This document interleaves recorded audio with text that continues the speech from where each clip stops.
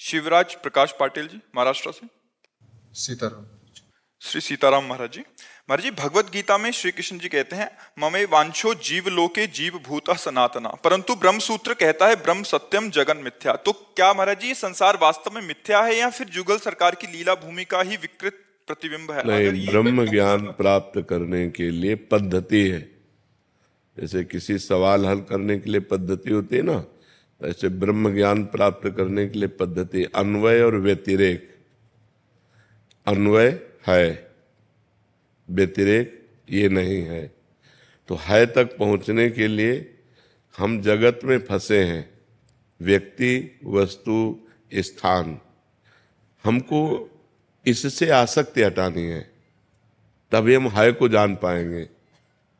जैसे भक्ति में जननी जनक बंधु सुतदारा, तनु धन धाम सुहृद परिवारा, सबकी ममता ताग बटोरी, मम पद मनहि बांध बरडोरी।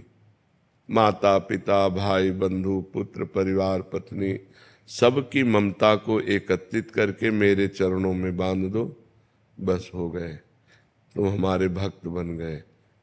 सबकी, सब में प्रभु हैं, पर प्रभु ही कह रहे हैं सबकी ममता, सबसे आसक्ति हटाओ, सबसे ममता हटाओ और मेरे चरणों में करो। ऐसे ब्रह्म ज्ञान में है। पहला है ब्रह्म सत्यम जगन मिथ्या। ये जो तुम देख रहे हो ये सब मिथ्या है। तुम सच्चिदानंद को थोड़ी देख रहे हो, तुम पांच भौतिक रचना माया की देख रहे हो, जो न थी न है न रहेगी।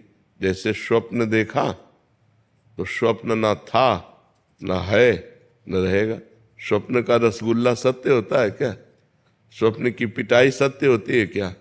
स्वप्न का सुख दुख जैसे मिथ्या होता है, तो उमा कहूं मैं अनुभव अपना, सत हरि भजन जगत सब सपना। भगवान शिव ज्ञान समुद्र है, वो अपना अनुभव कह रहे हैं। तो जब हम व्यतिरेक पद्धति से चलते हैं, ये नहीं है, ये नहीं है, ये नहीं है, तो जो नहीं है उसमें भी है शब्द है ना, तो जब है में पहुंचते हैं तब वहां से देखते हैं तो सर्वम खलविदम ब्रह्म नेना नास्ति किंचन। सब कुछ ब्रह्म है, ब्रह्म के सिवा कुछ है नहीं। पर ये पहले नहीं, पहले उसका विभाग किया गया, एक मायाकृत प्राकृतिक और एक चिदानंद। तो इसी में चिदानंद विराजमान है।